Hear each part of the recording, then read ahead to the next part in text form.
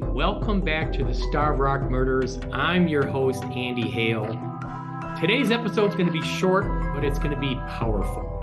I call it a call to action. I need your help. I really need your help. November 22nd, as a lot of you know, we've got a big court hearing.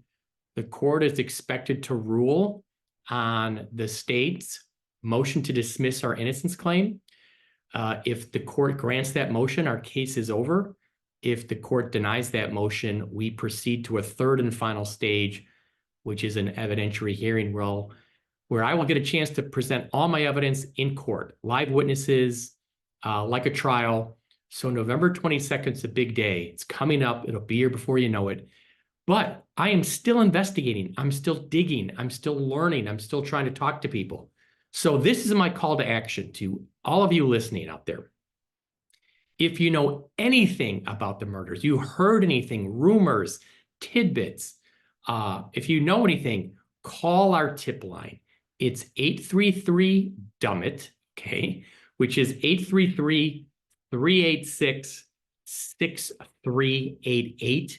You can remain anonymous if you know anything. But let me go through some names. So people might have forgotten about some of these people. Glenn and William Palmatier. These were the guys that are linked to the phone call overheard by the telephone operator when she heard a person in Aurora who was calling from a payphone at a bar to the house of William Palmatier in Peru. And the caller said, you know, the kid still has bloody overalls in the trunk of the car. He's afraid of getting caught. And the other guy says, burn him. And they're talking about the big write-up on the murders, clearly talking about the Starved Rock murders. Glenn Palmatier lived in Aurora. William Palmatier became the mayor of Peru in 1961. If you know anything about these guys. Also linked to the Palmatier brothers was this guy named Lupe the Chief Cardenas. He was a big guy. He was, I believe, from Ottawa.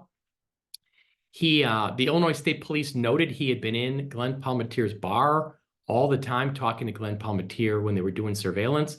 I actually think good chance that Lupe, the Chief Cardenas, was the one calling William Palmatier about the guy with the bloody overalls in the trunk of the car. If you know anything about him, please call the tip line, let us know.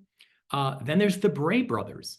We did genetic genealogy on the hair, as you know, found on the glove finger of Frances Murphy, the same finger where the tip of her fingertip was missing. Our genealogy experts said that hair is linked to one of three brothers, either Leo Bray, Charles Bray, or Edward Shack Bray. That's who the hair is linked to.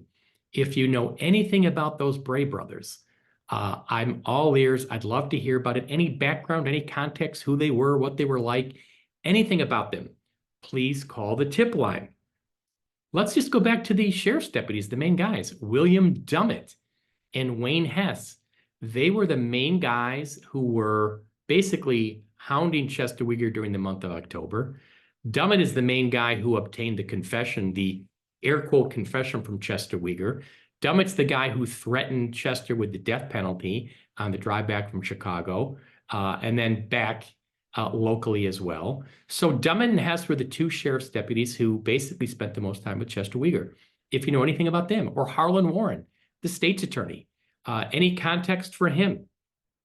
Or how about the polygraph examiners? It was John Reed and Associates based out of Chicago. And then they had a guy, Stephen Kindig, who was the polygraph examiner who claimed Chester Weger failed his 7th polygraph exam. He's also the guy that claimed that Lois Zelensek, the telephone operator, failed her polygraph exam, and that the Palmatier brothers passed with flying colors. If you know anything about him.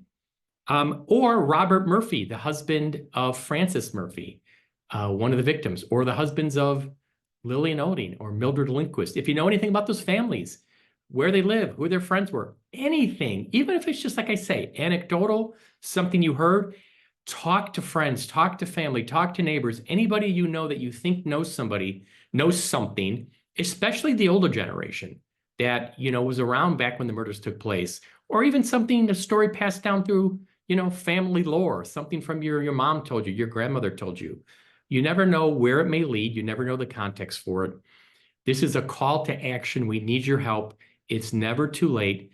Call the tip line 833-DUMB-IT, which is also 833-386-6388. You can remain anonymous. No piece of information is too small.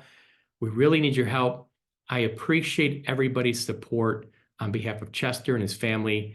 I hope to be back in the next couple of weeks with another episode I'm working on.